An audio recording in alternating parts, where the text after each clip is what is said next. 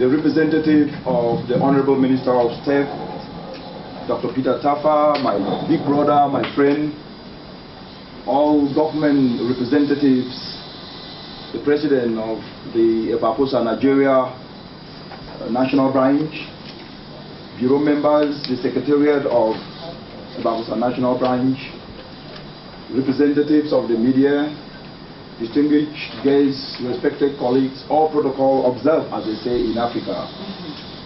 It is a great pleasure for me to be here today to join you on this first anniversary in commemorating Ebafosa Nigeria moving forward, but at the same time, this anniversary today speaks to the minds and the power of unity. It speaks to the unity of purpose. As you can see on this infographic, that many hands make light work. It proves that your contribution as individuals means much more when we come together to aggregate our efforts in complementarity. It speaks to the soul of Nigeria. It speaks to the soul of Africa, that in fast-tracking the much-needed socio-economic development of our own continent, we have to prioritize and maximize earnings in the agricultural sector, because that is the sector that employs many people across the African continent today. And that is the way that we must go.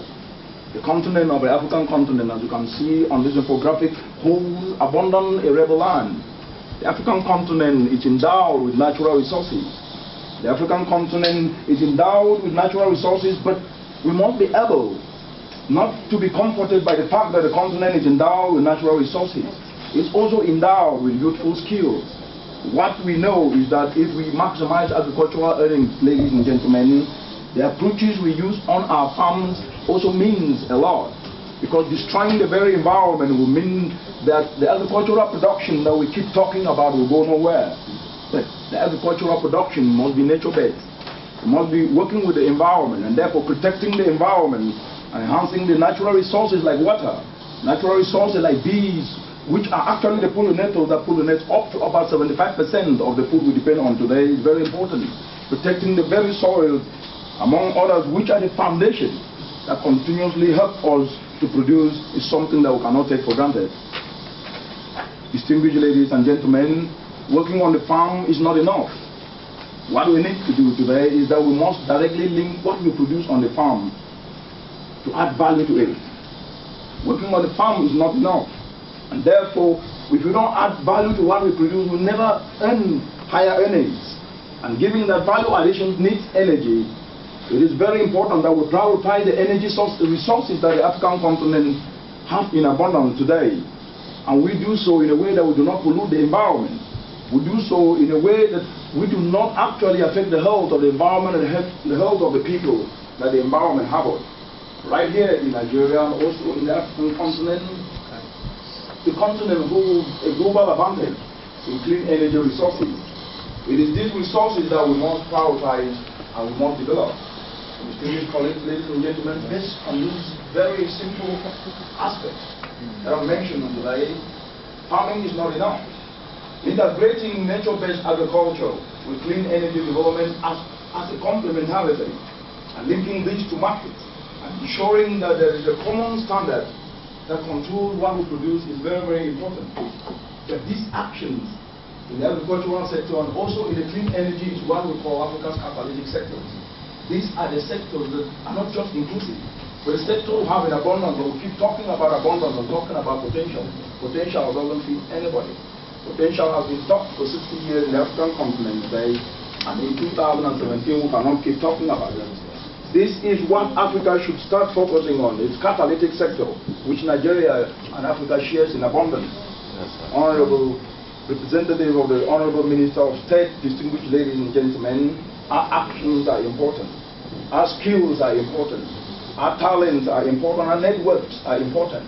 Our partnerships are important. And what we have at our disposal, called good physical and non-physical resources, can actually drive the transformation of this sector in such a way that we have never seen before in this African continent. This is the premise of what we call innovative volunteerism.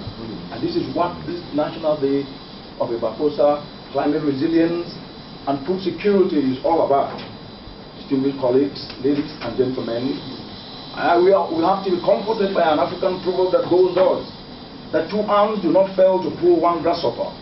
Distinguished colleagues, ladies and gentlemen, 2 ants do not fail to pull 1 grasshopper.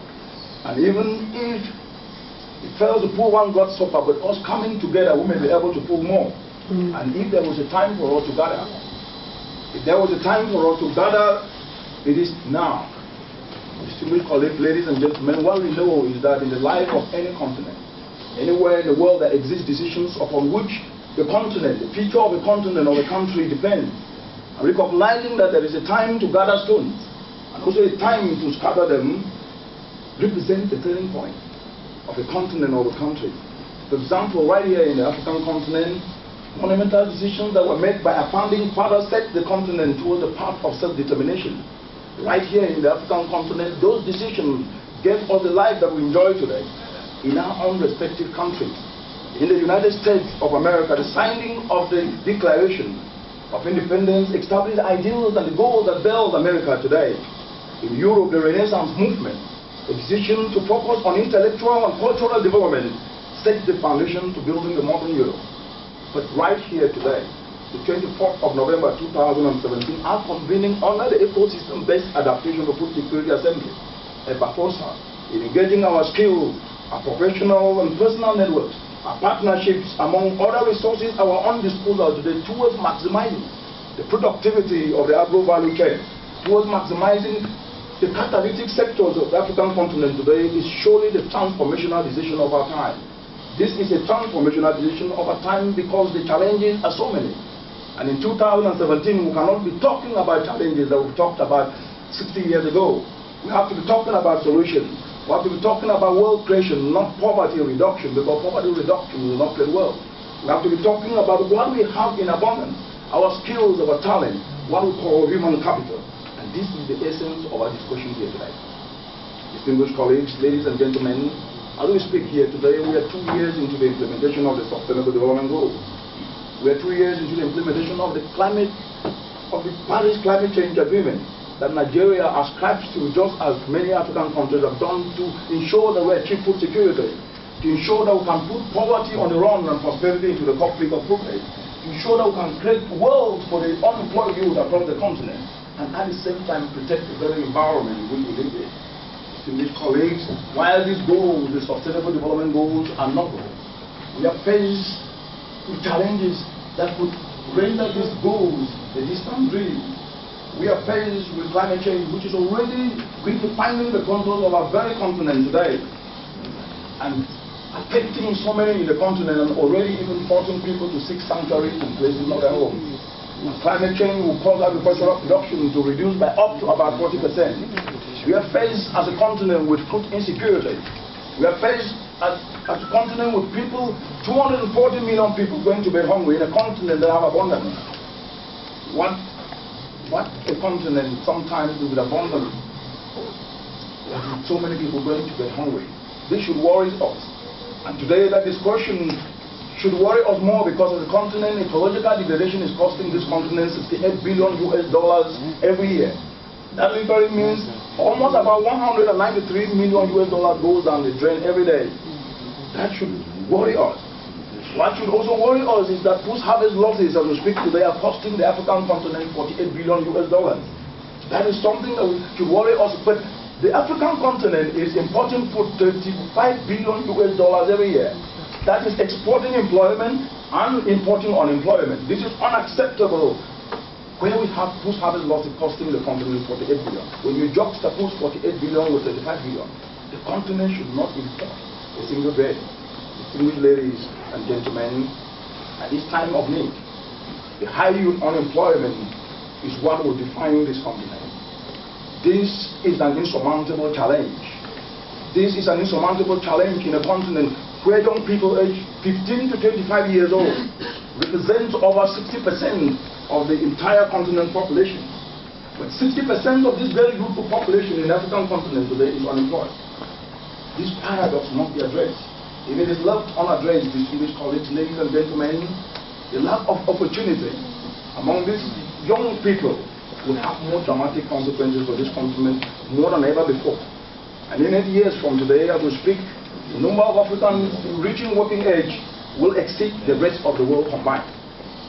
This should send not just a signal for us to start thinking about what we can harness from the energy, the vibrancy of this youth to do, but the continent today relating to the post-harvest losses that I mentioned.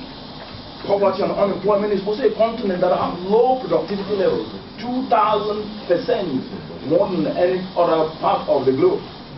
And this is 20 times lower than the developed world because of the minimal value addition to what we produce. And this is affecting the growth of industry in the African continent, translating to minimal income and job creation. Right here in Nigeria, low value addition means that the post-harvest losses are costing you as a country up to about $9 billion annually, translating not only to food loss, it also translates into incomes and job opportunities along the entire supply chain. These losses occur in some of Nigeria's key agro value chain. Rice, where Nigeria is Africa's top producer, loses up to about 56 billion naira annually. That's almost about $155 million. Tomato, where Nigeria is the world's 16th largest producer, loses 50% of the total production. Maize, where losses are up to about costing the country up to about 120 billion naira annually. That's almost about $330 million annually.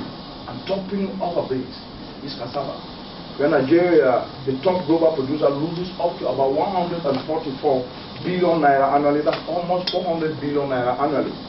This means that if we are just to reverse these losses across the entire value chain by integrating clean energy for processing, by ensuring that efficient information communication technology enables linkages to market and supply value chains, will reverse these losses and potentially save Nigeria the $9 billion that is lost annually as a result of these post-harvest losses.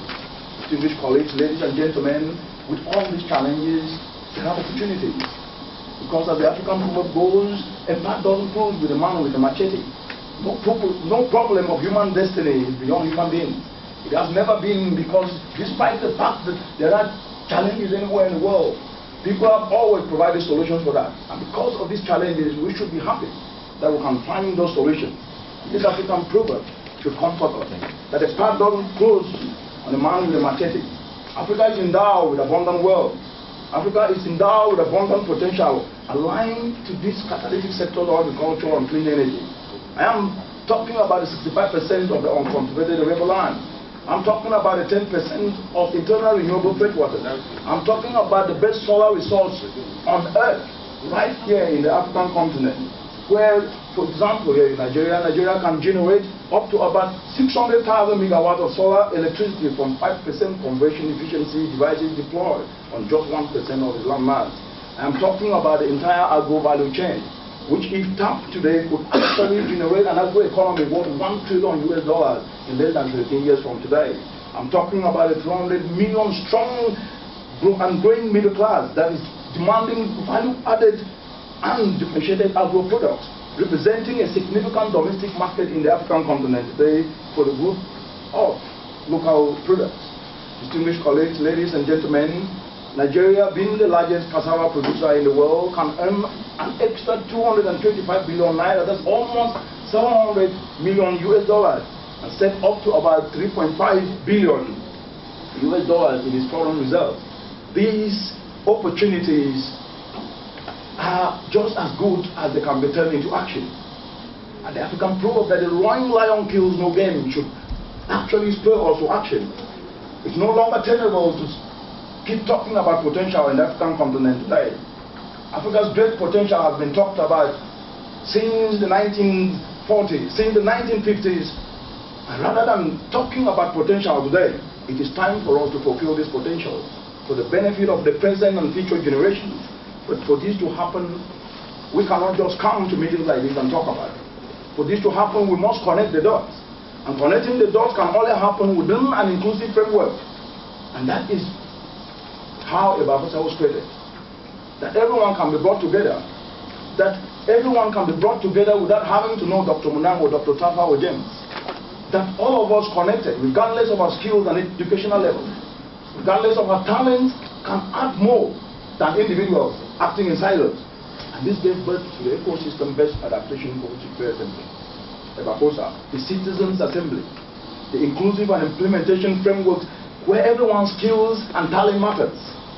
a citizens' assembly that everyone's strength can complement one another, that everyone's strength can leverage, and at the same time expand opportunity to work with nature and create wealth for themselves and for those yet to be born. A true genius of leaving no one behind as enshrined in Agenda 2030 of the Sustainable Development Goals, and also in African Union Agenda 2063 to truly create the future we want and the Africa we want. Distinguished colleague, Ebafosa is a coalition of the willing assembly, motivated not just because of the challenges, but motivated to seize the opportunities that Africa represents, and also to tap into the vibrant and youthful population whose skills, whose talents, whose professional knowledge and creativity is what, when combined with experiences of people, can actually drive Africa to where it's supposed to be. Ebafosa is premised on selflessness and anchored on collectivism, because selfishness has not worked, individualism has not worked, and selflessness and collectivism is what we should be talking about to drive this transformational change in the African continent today. Selflessness and collectivism represents not just how we can be able to do things, but every one of us have a part to play individual and also through the institutions that we represent towards the realization of this desirable end goal, where we all benefit in the process of transforming the agricultural sector, of expanding clean energy, of connecting to information communication technology, of connecting to markets. And this is what innovative volunteerism is all about. Ladies and gentlemen, innovative volunteerism is not blind optimism. Innovative volunteerism is not just a word coined to convince people. Innovative volunteerism is already on the move. For example, a student studying law can contribute his or her skills, or knowledge to set up an agro-industry. In the course of doing so, get so many people that can also create jobs for themselves. Innovative volunteerism is not blind optimism. A farmer, through the Ebafosa framework, can partner with advisory service providers to implement nature-based, ecosystem-based adaptation approaches. And through this, you can get to standardize your crops and have a market. This is innovative volunteerism. Distinguished colleagues, ladies and gentlemen, tapping into everyone's skills, tapping into everyone's network, tapping into everyone's partnerships and resources, and directing these to very specific objectives to ensure that the African continent doesn't sell what is produced in its raw form, to ensure that what we produce, we use approaches that are working with nature, that on-farm production is not sold in its raw form, but linked to clean energy for processing and value addition, that our operations, both on-farm and off-farm, are linked to financing, are linked to extension, advisory services, and other key services through our mobile phones for efficiency, that our products are standardized, and simply put, these are the building blocks of what we call innovative volunteerism. Distinguished colleagues, ladies and gentlemen, innovative volunteerism is already happening across the African continent today. A number of achievements have already been recorded and have set Nigeria and more than 40 African countries on the course of realizing the Sustainable Development Goals. From the coastlines of the entire African continent, as the African proverb goes, if you wish to move mountains tomorrow, you must start by lifting stones today. If you wish to move mountains tomorrow, distinguished colleagues, ladies and gentlemen, we must start by moving mountains today. When we launched Ebafosa Nigeria just over a year ago, our intention was to signal, the intention was to move the mountains of food insecurity. The intention was to ensure that the lions of poverty can be put on the run. The intention was to ensure that unemployment and low productivity and climate change, among others, facing Nigeria and Africa could actually be addressed through innovative volunteerism. And today we have started to lift the stones. Today we have started to lift stones so that tomorrow we can move mountains. And as we escalate through the spirit of innovative volunteerism, our efforts, we shall be able to move the mountains of food insecurity, of poverty, and combat climate change, as well as we also create opportunities that the world can actually put into the pockets of millions, not poverty into the pockets of millions.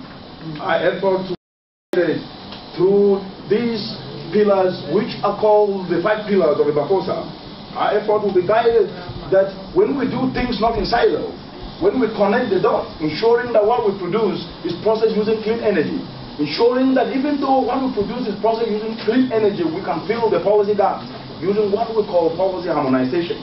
Distinguished colleagues, ladies and gentlemen, all this is already happening across the African continent, from the coastlines of Gambia, Sierra Leone, Liberia, Cote d'Ivoire, Ghana, Togo, Benin, and Nigeria, where we're making history today, to the savannas of Cameroon, the Democratic Republic of Congo in the Central African Republic, to the highlands of Kenya, Tanzania and the Matoke Hills of Uganda, to the savannas of Malawi, Botswana, Tanzania. All these countries already, through harnessing the spirit of innovative volunteerism, are generating the wave of progress, helping them drive transformational change and changing the narrative across the entire African continent.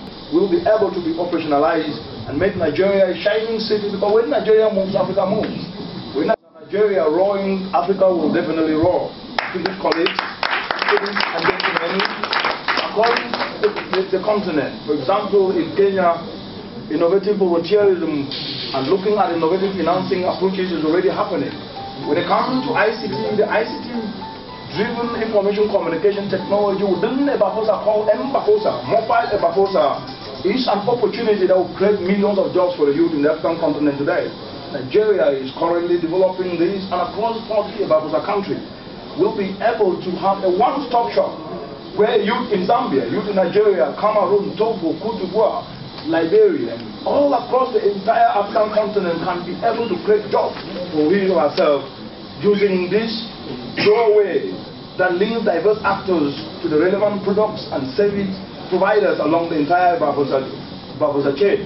But another important aspect of this mobile application is that even how to inform policy decisions, investments in agriculture, investments in clean energy. Because as we speak today, the future is about big data. And a wide variety of stakeholders that will do so to inform optimal decision making. Distinguished colleagues, ladies and gentlemen, through innovative volunteerism, Ebafosa just over 2 years have achieved remarkable progress. In less than these 2 years, Ebafosa is starting to change the narrative that the country. Why are mothers burying their kids before they reach 5 years? Because they don't have the nutrition to feed them. Why are they sleeping with their stomach aching of hunger? This question should actually usher us to action. Distinguished colleagues, by calling a tile on this time, these examples across the African continent today should guide us, this wisdom, this proverb should guide us, that we can be able to do things. We have already started to grow with Ebafosa, Nigeria, and all African countries. We are witnessing the effectiveness of innovative volunteerism. We resolve to redouble our efforts to learn from the past experiences, what this group is telling us, that we must be able to redouble our efforts.